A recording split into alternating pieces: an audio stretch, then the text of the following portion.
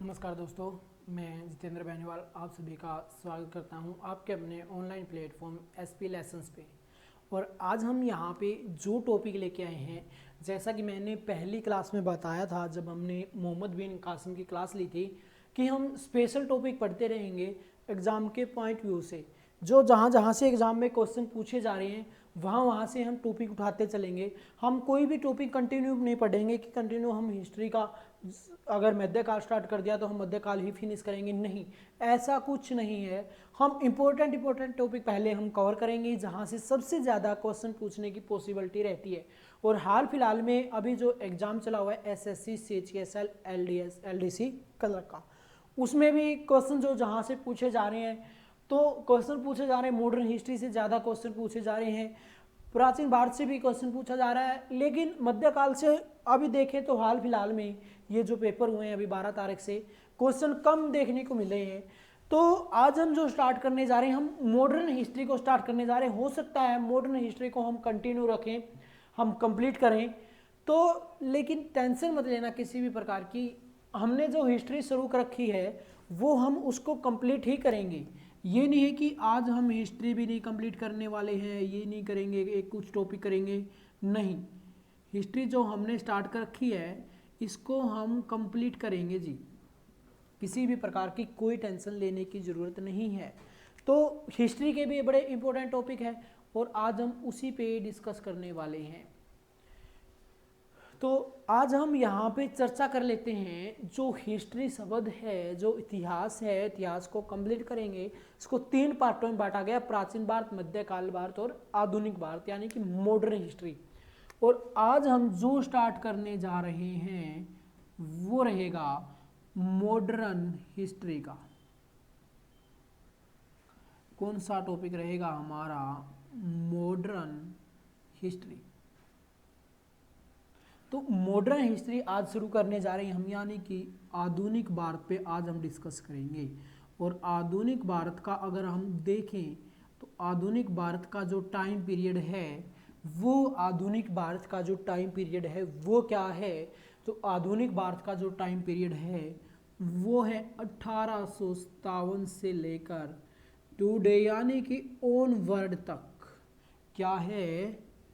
Own word, अब तक के टाइम पीरियड पे हम डिस्कस करेंगे कि जो 1857 से शुरू हुआ था और जो अभी चल रहे हैं। अभी हम ये क्लास ले रहे हैं इतिहास के आधुनिक भारत की। जैसे ये क्लास फिनिश होती है आप इसको देखोगे, देखने के बाद ये क्या बन जाएगा, ये आपके लिए इतिहास बन जाएगा। आपने जो भी सारे दिन में कार्य किए हैं, वर्क किए हैं आज के दिन, और कल अगर बात करोगे तो आज वाला दिन क्या हो जाएगा? इतिहास हो जाएगा। यानी कि जो टाइम जा चुका वो एक इतिहास है जी। तो आज हम आधुनिक भारत पे डिस्कस करने वाले हैं। और आधुनिक भारत की अगर हम बात करें तो इसमें जो मेजर टॉपिक हैं वो मेजर टॉपिक कौन से हैं? वो टॉपिक है सबसे पहले यूरोपियन का आगमन। कौन सा टॉपिक है? यूरोपियन आगमन। यूरोपियों का आगमन। जो यूरोपी थे ये भारत आए थे किसके लिए, क्या करने के लिए आए थे? आए थे जी व्यापार करने के लिए। लेकिन बाद में इन्होंने क्या किया, धीरे धीरे अंग्रेज आए, पुर्तगाल आई, फ्रांसीसी आई, अंग्रेजों ने हम पे क्या करना स्टार्ट कर दिया? अधिकार करना स्टार्ट कर दिया।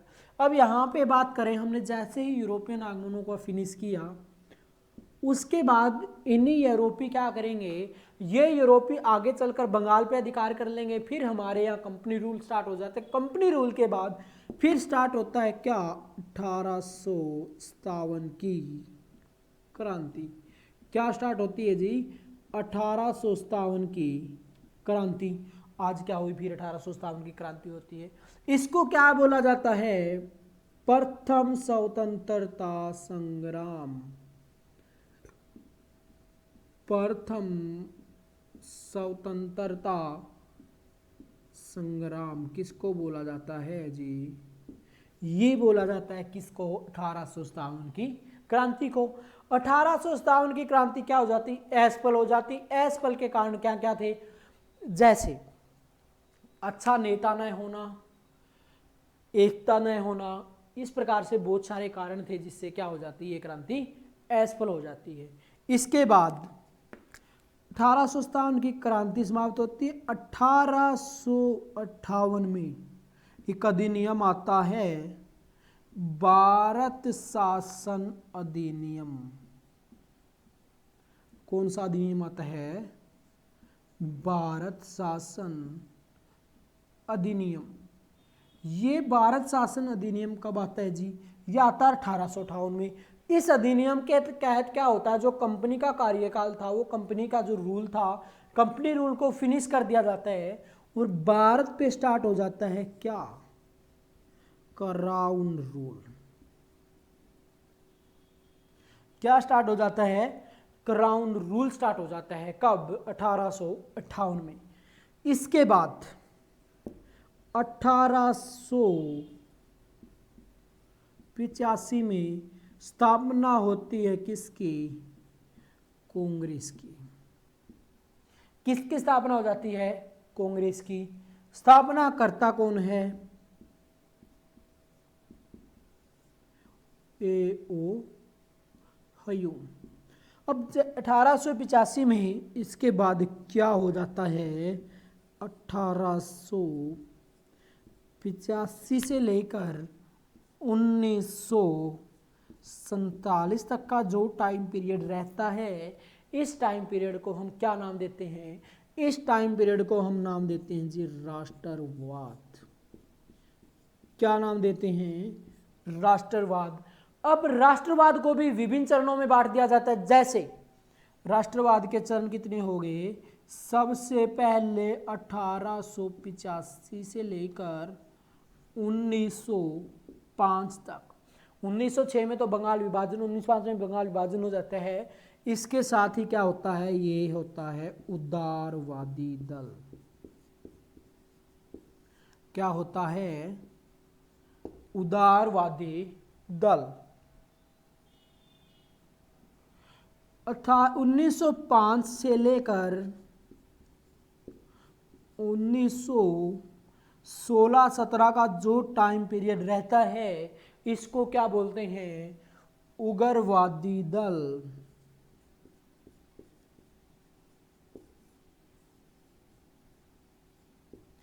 उदारवादी राष्ट्रवाद के चरण होते हैं, उदारवादी चरण बोल देते हैं इसको, उग्रवादी चरण बोल देते हैं। अब इनमें उदारवादी और उग्रवादियों में फर्क क्या था? अब हमारे यहाँ शासन कौन कर रहा है? शासन कर रहा है जी ईस्ट इंडिया कंपनी।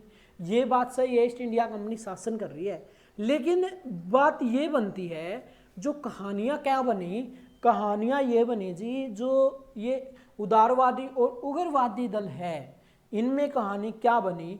जो उदारवादी दल है ये चाहता है क्या? स्वतंत्रता प्रेम से। लेकिन उग्रवादी दल क्या बोलता उदारवादियों को कि ये अंग्रेज है ना, ऐसे नहीं मानने वाले, आप इनको क्या करो, एक दो जड़ों कान तड़े और फिर मानते हैं।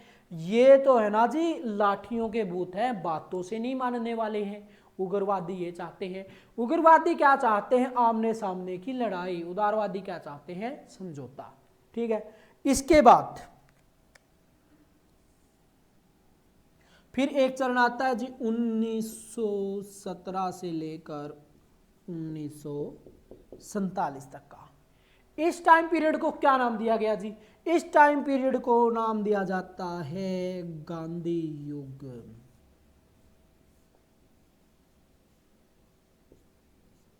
क्या नाम दिया जाता है जी? गांधी युग नाम दिया जाता है। कौन से टाइम को? 1917 से 1947। कौन सा टाइम? उदारवादी, उग्रवादी और गांधी युग। किस टाइम को बोला जाता है? 1917 से 1947 गांधी, 5 से 16 उग्र और 85 से 5 उदारवादी दल। फिर 1947 में माउंटबेटन योजना, उसके तहत हम क्या हो जाते हैं? आजाद हो जाते हैं। इसी के बीच हम क्या पढ़ेंगे? स्विंडावक आंदोलन, असहयोग आंदोलन पढ़ेंगे, बार छोड़ो आंदोलन पढ़ेंगे। इसी के बीच हम साइमन कमीशन पढ़ लेंगे। 1919 का मार्लोमेट्रो सुधार पढ़ लेंगे, चैम्सफोर्ड पढ़ लेंगे 1919 में। इस प्रकार से हम ये सारे के सारे अधिनियम पढ़ेंगे। फिर अगस्त प्रस्ताव आएगा उसको पढ़ेंगे, कैबिनेट मिशन को पढ़ेंगे। इस प्रकार से जो मॉडर्न हिस्ट्री का हमारा सिलेबस है ये होता है कंप्लीट। और आज जो हम स्टार्ट करने जा रहे हैं, आज हम स्टार्टिंग कर देते हैं किसकी, आज हम स्टार्ट करेंगे यूरोपियनों का आगमन, या आज वाले टॉपिक को हम नाम दे सकते हैं भारत की खोज। अब आप ये कहोगे सर ये सिलेबस क्यों लिखवाया है, आप ये टॉपिक स्टार्ट कर देते, हमारे 10 मिनट लगा दिया आपने सिलेबस लिखवाने में। सिलेबस मैंने इसलिए लिखाया है कि तुम्हारे माइंड में क्या होगी, एक इमेज सेट हो जाएगी। वो किस प्रकार की इमेज की, हाँ जी हमें ये चीज़ें पढ़नी हैं। अब आपको पता है मॉडर्न हिस्ट्री में आपको यहाँ से यहाँ तक का पढ़ना है तो आप आराम से पढ़ोगे। अब आप यहाँ पे खड़े हो लेकिन आपको ये नहीं पता इधर जाना है, इधर जाना है, इधर जाना है या इधर जाना है। अब आपको क्या है, साफ साफ नजर आ रहा है कि हमें ये चीज़ पढ़नी है, तो हम उसी पे टाइम लगाएंगे। अब सबसे पहला जो टॉपिक होता है यूरोपियन आगमन।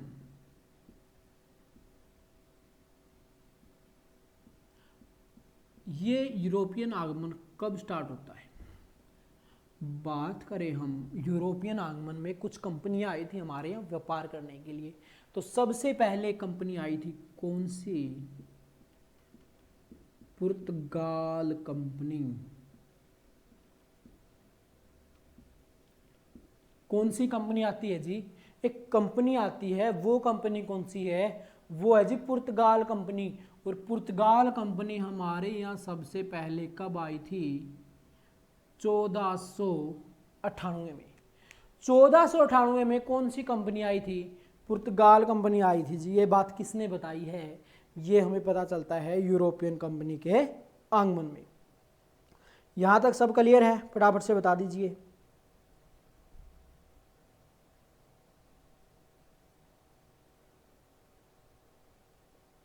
थोड़ा सा 1 मिनट का टाइम दीजिए मुझे।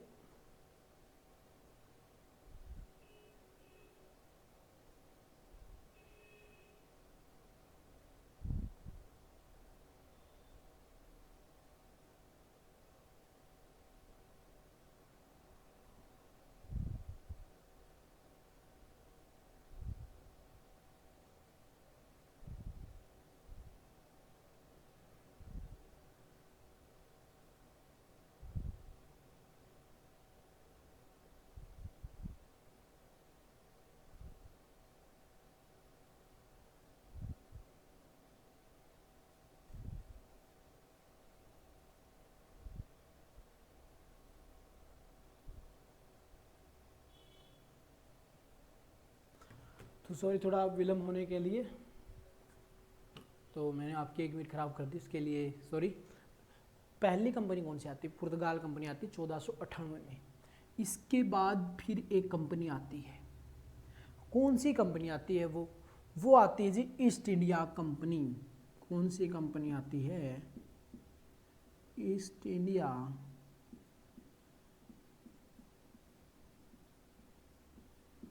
कंपनी।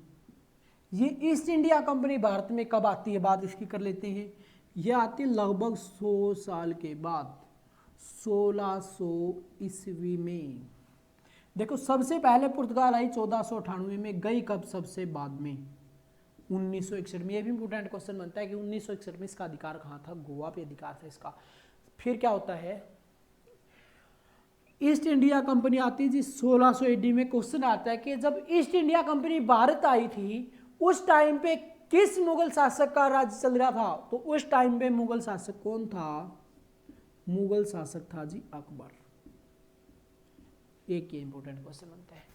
इसके बाद कौन सी कंपनी आती है, इसके बाद एक कंपनी आती है जी डच। ये कब आती है, ये आती है 1602 में। कब आती है जी, 1602 में। इसके बाद आती है डेनिस और इसके बाद आती है फ्रांसीसी।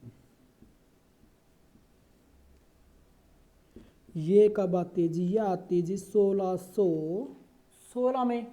इसके बाद फ्रांसीसी आती है 1664 में। ठीक है, तो ये हमारी 5 कंपनी आती है जी, पुर्तगाल, East India company, Dutch, Danish और फ्रांसीसी कंपनियां, ये कंपनी आई। तो अब बात कर लेते हैं, यहां पे क्वेश्चन क्या आता है कि भारत में आने वाली पहली कंपनी कौन सी थी? तो पहली थी पुर्तगाल, आखिरी थी फ्रांसीसी। लेकिन एग्जामिनर सीक्वेंस पूछ सकता है कि भारत में आने वाली कंपनियों की सीक्वेंस बताइए, तो पुर्तगाल, East India company, Dutch, Danish और फ्रांसीसी। लेकिन यहीं पर एक क्वेश्चन ये आ जाता है कि भारत में आने वाले पुरुषों की संख्या बताइए, सॉरी संख्या नहीं, भारत में आने वाले पुरुष यानी कि व्यक्तित्व में व्यक्ति कहां से आए थे। सबसे पहले आए थे व्यक्ति कौन? पुर्तगाली आए थे जी। कौन आए थे? ये आए थे पुर्तगाली। उसके बाद कौन आते हैं जी? उसके बाद आते हैं डच, और फिर कौन आए जी? ईस्ट इंडिया कंपनी, फटाफट से याद कर लीजिए इसको। उसके बाद कौन आते हैं जी? डेनिश आते हैं जी। कौन आते हैं? डेनिश आते हैं। और सबसे लास्ट में कौन आते हैं जी? ये आते हैं फ्रांसीसी। तो पुर्तगाल, डच, ईस्ट इंडिया कंपनी और डेनिश और फ्रांसीसी। लेकिन कंपनी में ईस्ट इंडिया कंपनी पहले आई है, पुरुषों में क्या है? डच पहले आई है। सिर्फ थोड़ा सा चेंज होता है, पुर्त, ईस्ट, डच, डेनिश, फ्रांसीसी, पुर्त, डच, ईस्ट, डेनिश, फ्रांसीसी, यही चीजेज होता है। ठीक है, अब हम बात कर लेते हैं पुर्तगाल कंपनी की फटाफट से। पुर्तगाल कंपनी को हम भारत में लेके आएंगे। अब अभी हमने सिर्फ डेटों में याद किया है। अब बात ये भी तो सामने आएगी कि जो ये पुर्तगाल कंपनी है ये भारत में क्यों आई? जो कंपनियां हैं, पुर्तगाल ही कंपनी लगा लो, मान लो कंपनी तो सारी आई हैं। पुर्तगाल कंपनी आई थी 1498 में और रही कब तक? 1961 तक। अब ऐसा क्या हुआ कि जो ये कंपनियां भारत में आई हैं, ये कंपनियां भारत में क्या करने आई है जी? ये करने आई है जी व्यापार। इनको क्या चाहिए? यहां से कच्चा मसाला चाहिए। लेकिन हम देखते हैं कि जो ईस्ट इंडिया कंपनी है इसने व्यापार के साथ क्या करना स्टार्ट कर दिया? इसने तो यहां पे व्यापार के साथ साथ क्या कर दिया? यहां पे राज करना स्टार्ट कर दिया जी। हमें क्या बना लिया? गुलाम बना लिया। अब देखते हैं कि ये जो आए पुर्तगाल कैसे आए, कारण क्या रहता है यूरोपियनों का भारत में आने का? कारण रहता है 1453 का जी। 1453 में क्या होती है? घटना घटती है। कौन सी घटना घटती है उस पर जिक्र कर लेते हैं। एक जगह है कुस्तुतुनिया नामक जगह। कौन सी जगह है? कुस्तुतुनिया नामक जगह है। 1453 में इस जगह पे क्या होता है? इस जगह पे जो तुर्क हैं, जो तुर्क क्या हैं? तुर्क मुस्लिम हैं, ये क्या कर लेते हैं जी? ये कर लेते हैं यहां पे अधिकार। क्या कर लेते हैं जी? ये यहां पे अधिकार कर लेते हैं। अब यही रास्ता था जो यूरोप और एशिया को मिलाता था। अब यूरोप वालों को अगर भारत में आना है या एशिया महाद्वीप में एंटर करना है तो वो किस जगह से आना पड़ता था उनको? ये जगह है कुस्तुतुनिया। लेकिन 1453 में क्या हुआ? इस कुस्तुतुनिया पे अधिकार कर लिया किसने? तुर्क मुसलमानों ने। अब अधिकार हो गया तो ये व्यापारी कैसे आए? अब यूरोप वाले भारत कैसे आएंगे? बात यहां बिगड़ती है आके। अब मान लो ये भारत आने भी लगे यहां से, तो जो ये तुर्क मुसलमान हैं ये क्या करते हैं? इन तुर्क मुसलमानों का क्या, ये क्या करेंगे? ये जैसे यूरोपी यहां आएंगे क्या कर देंगे? लूट मचाएंगे। जो सामान लेके आएंगे लूट लेंगे। चलो जी, लूटा भी नहीं तो क्या कर देंगे? टैक्स बहुत ज्यादा लगा देंगे। क्या कर दिया? टैक्स ज्यादा मात्रा में लगा दिया। लूटा तो नहीं, चलो टैक्स ज्यादा मात्रा में लगा दिया। अब इतनी दूर पुर्तगाली आए हैं हमारे यहां, अब यहां से वापस भी बेचारों को जाना है। तो वापस भी जाना है तो होगा क्या? इनको तो क्या हो गया, ये सौदा क्या बन गया, घाटे का सौदा हो गया जी। क्या बनने लगा, घाटे का सौदा बनने लगा। अब इनको इतना ज्यादा प्रॉफिट नहीं हो रहा, प्रॉफिट तो सोचो, इनको क्या है, पैसे के पैसे नहीं मिल रहे, मतलब आमने सामने भी नहीं हुआ, घाटे में रहने लगे। अब ये सोचने लगे यूरोप वाले कि भाई कुछ तो करना पड़ेगा। क्या करना पड़ेगा, कुछ तो करना पड़ेगा, ऐसे तो काम चलेगा नहीं, नहीं तो ये क्या करेंगे, ये हमें लूट खाएंगे और हम क्या करें फिर। तो अब यहां पे क्या सोचा है इन्होंने, योजना बनाई कि हम ऐसा करते हैं, हम क्या करते हैं, हम खोज करते हैं जी, किसकी, भारत की। क्या करेंगे, हम भारत की खोज करेंगे, और खोज कहां से करेंगे, एक ऐसा रास्ता ढूंढेंगे, कौन सा, समुद्री मार्ग वाला। कौन सा रास्ता ढूंढेंगे जी, अब समुद्री मार्ग ढूंढेंगे। क्यों ढूंढेंगे, क्योंकि अगर ये वस्तु दुनिया से जाता है, या तो लूट लेते हैं या टैक्स इतना ले लेते हैं, बेचारों को घाटा हो जाता है। तो समुद्री मार्ग से अब क्या ढूंढना है, भारत की खोज करनी है, एशिया में आना है। तो बात करें हम 1487 की, किसकी बात करते हैं हम, 1487 की बात कर लेते हैं जी। और 1487 में क्या होता है, एक व्यक्ति है जिसका नाम क्या है, जिसका नाम है बार्थोलोम्स। क्या नाम है, बार्थोलोम डियाज, या डियास भी बोल देते हैं इसको। तो जो ये बार्थोलोम्स डियास है, ये क्या करता है, ये अपनी जहाज उठाता है जी। ये क्या करता है, अपनी जहाज उठाता है, और किसके लिए निकल पड़ता है, खोज के लिए निकल पड़ता है। लेकिन बात ये कर ले, अब खोज के लिए निकल तो पड़ा अपना जहाज लेकर, अपनी नाव लेकर, लेकिन बेचारा काफी टाइम से क्या है, पानी में भटके जा रहा है, इधर से उधर घूम रहा है, इसको कुछ नहीं नजर आ रहा। लेकिन आगे जब ये बढ़ता है, तो आगे बढ़ते बढ़ते इसको क्या दिखता है, इसको एक टापू दिखता है। क्या दिखता है इसको, एक टापू नजर आया जी। क्या नजर आ गया इसको, एक टापू नजर आ गया। कब, जब ये आगे बढ़ा, और जैसे ही टापू इसने देखा, इससे पहले तो क्या है, बेचारे को टेंशन हो रखी है, किस चीज की, कि ये जिधर भी नजरें घुमाता है, चारों तरफ क्या है, पानी ही पानी नजर आता है। लेकिन अब इसको क्या मिला, इस पानी के बीच क्या मिलता है, एक टापू मिलता है। अब टापू जैसे ही इसको मिला, क्या होता है, इसके मन में तो एक आशा की किरण जगी, किसके, बार्थोलोम्स डियास की। अब जैसे ही टापू पे पहुंचता है, इस जगह पे पहुंचता है जहां पे पानी नहीं था, तो देखा कि ये क्या है, ये तो एक टापू है, ये कोई देश नहीं है। तो अब इस व्यक्ति ने इसको क्या नाम दे दिया, यहां आने के बाद पता चला कि टापू है, तो इसके जो हौसले थे वो क्या हो गए, वो ढीले पड़ गए जी। हौसले इसके टूट गए, जो बुलंद हौसले थे भारत खोजने के, वो चकनाचूर हो गए टापू को देख के, कि इतने टाइम के बाद मुझे एक जगह मिली, और वो भी क्या, टापू। तो यहां पर अब एग्जामिनर क्वेश्चन क्या पूछता है कि उस टापू का नाम क्या था जी। उस टापू का नाम की अगर हम बात कर ले, तो देखो जो बार्थोलोम्स डियास है, इसके मन में क्या जागी थी, एक आशा जगी थी जी। क्या जगी, एक आशा जगी। अब आशा जगी तो इसको नाम दे दिया गया क्या, उत्तम आशा अंतरिप। क्या नाम दे दिया गया, उस उत्तम आशा अंतरिप।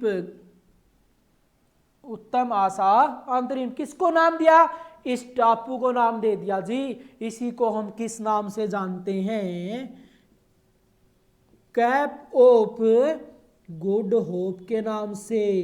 किस नाम से जानते हैं, कैप ऑफ गुड होप। और एग्जामिनर क्वेश्चन पूछता है कि कैप ऑफ गुड होप की खोज किसने की थी, तो खोज किसने की थी जी? बार्थोलोम्स डियास ने। किसने खोज की? बार्थोलोम्स डियास ने खोज कर दी जी। किसकी? इसने खोज कर दी कैप ऑफ गुड होप की, यानी कि उत्तम आशा अंतरिक्ष की। और यहां से वापस यूरोप लौट गया जी बेचारा, थक हार के क्या हो गया? वापस यूरोप लौट गया। लेकिन हौसले अब भी यूरोप वासियों के बुलंद है कि भारत की खोज तो हम करके रहेंगे चाहे कुछ हो जाए। तो भारत की खोज करने के हौसले बुलंद हैं। तो अब क्या होगा? अब एक व्यक्ति फिर आएगा सामने और वो क्या करना चाहेगा? वो निकलेगा आगे। अब ये क्या करता है? एक व्यक्ति फिर आता है। कब? 1492 में। कब आता है जी? 1492 में आता है। और वो व्यक्ति कौन था? उस व्यक्ति की बात कर लेते हैं। वो व्यक्ति कौन था? वो था क्रिस्टोफायर। कौन था? क्रिस्टोफायर कोलंबस। कौन था जी? क्रिस्टोफायर कोलंबस था जी। कोलंबो भी जिसको बोल देते हैं हम। कौन था? कोलंबो जी अब निकले हैं। ये बोले कि नहीं भाई, तारे तो कुछ नहीं होना, अब मैं जाऊंगा भारत की खोज करूंगा। बड़े जोश के साथ निकले हैं। लेकिन महाराजों ने गलती कर दी, अपनी जहाज इन्होंने उठा ली जी। क्या किया इसने? अपनी जहाज उठाता है ये। और अब इससे गलती क्या हुई वो गलती देखते हैं। इसको जाना कहां पे है जी? इसको जाना तो है पूर्व में, लेकिन ये चला कहां पे गया? ये चला गया जी पश्चिम के अंदर। जाना कहां पे था? पूर्व में, लेकिन चला कहां पे गया? पश्चिम में चला गया। और पश्चिम में जब ये पानी से चलता जा रहा है तो इसको एक जगह मिली। और वो जगह कौन सी थी? वो जगह थी उत्तरी अमेरिका। कहां पे पहुंच गया ये पहुंच गया जी उत्तरी अमेरिका में। कौन सी जगह पर पहुंच गया? उत्तरी अमेरिका पे। अब एग्जामिनर ने फिर क्वेश्चन पूछ लिया कि बताओ उत्तरी अमेरिका की खोज किसने की? तो उत्तरी अमेरिका की खोज की थी क्रिस्टोफायर कोलंबस ने। यहां तक सब क्लियर है? आगे बढ़ते हैं। फिर उत्तरी अमेरिका की खोज कर ली और इसने सोचा कि हम कहां पे पहुंच गए? हम पहुंच गए जी भारत में। बड़ा खुश है, इसने सुन रखा है भारतीयों के बारे में कि जो भारतीय है ना वो तांबर कलर के होते हैं, कि जो भारतीय है ना उनका कलर कैसा है? तांबर कलर का है। अब यहां पे देखता है गोरों गोरों को, तो यहां पे इसने नाम क्या दे दिया इनको? यहां की जनसंख्या को रेड इंडियन। क्या नाम दिया इसको? रेड इंडियन नाम किसको दे दिया जी? जो यहां पे निवासी थे उनको क्या नाम दे दिया? Red Indian. चलो जी ये बात भी हमने मान ली, चलो दे दिया। अब एग्जामिनर ने फिर क्वेश्चन पूछ लिया कि बताओ रेड इंडियन किसे कहा जाता है? तो उत्तरी अमेरिका वालों को कहा जाता है रेड इंडियन। चलो जी ठीक है। फिर ये देखता है यहां पे क्या पाया जाता है जी? निग्रो प्रजाति पाई जाती है। क्या पाई जाती है जी? निग्रो प्रजाति पाई जाती है। अब एग्जामिनर ने एक क्वेश्चन और पूछ लिया, नाम एक क्वेश्चन दो। निग्रो प्रजाति के यहां पे लोग पाए जाते हैं, निग्रो प्रजाति के यहां पर क्या पाए जाते हैं? वन पाए जाते हैं। और एग्जामिनर क्वेश्चन पूछता है कि निग्रो प्रजाति के वन कहां पे पाए जाते हैं? तो ये पाए जाते हैं जी कहां पे? ये पाए जाते हैं उत्तरी अमेरिका में, निग्रो प्रजाति के वन। इसके बाद इसने यहां पे एक नाम और दे दिया। इस उत्तरी अमेरिका को क्या कह दिया? नई दुनिया का देश। क्या कह दिया जी? नई दुनिया का देश। अब देख लो कितने क्वेश्चन बन गए। सबसे पहले क्रिस्टोफायर कोलंबस था, जो कोलंबो था, ये कब निकला जी? 1492 में। किसके लिए निकला था? ये निकला था भारत के लिए। आना कहां पे था? पूर्व की तरफ, लेकिन चला कहां पे गया? ये पश्चिम की तरफ चला गया जी। और ये कौन सा और कहां पे पहुंच गया? ये पहुंच गया उत्तरी अमेरिका के बारे में। सुन रखा था कि इस प्रकार के व्यक्ति हैं, तो सुन रखा था कि और नाम दे दिया इनको रेड इंडियन। और यहां पे पता बोल दिया कि निग्रो प्रजाति भी पाई जाती है। और इसको दे दिया क्या? नई दुनिया का देश। नाम किसको दे दिया?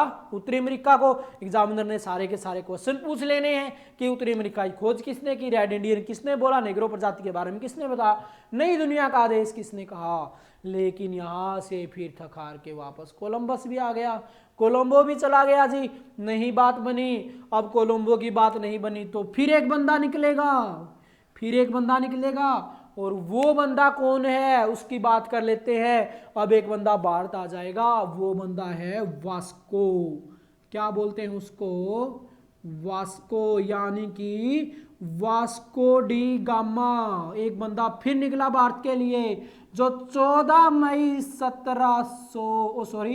1498 को क्या करता है, भारत में पहुंच जाता है। वास्को डी गामा 14 मई 1498 को क्या होता है जी, भारत पहुंच जाता है। अब बात यहां पे आती, भारत की खोज किसने की, तो भारत की खोज की है वास्को डी गामा ने।